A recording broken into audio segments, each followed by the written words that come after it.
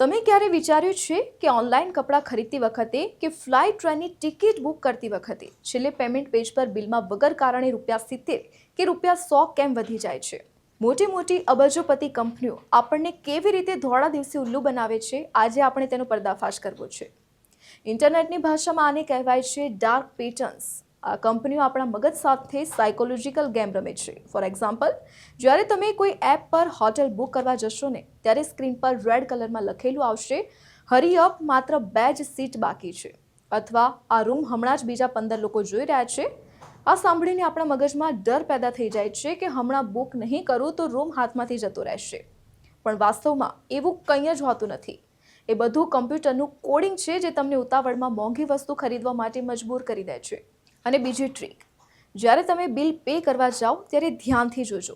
Travel insurance અથવા charity ડોનેશનના ખાતામાં automatic right mark કરેલું જ હશે.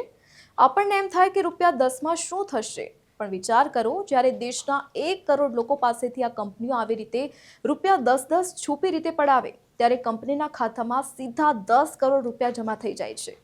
એટલે હવેથી જ્યારે ઓનલાઈન કંઈ પણ ઓર્ડર કરો ને, ત્યારે છેલ્લું બિલ એક રૂપિયો જરૂરથી ચેક કરજો અને પછી જ પેમેન્ટ કરજો. અને આવા જ યુઝફુલ વિડીયોઝ જોવા માટે કીપ વોચિંગ ન્યૂઝ ગુજરાત.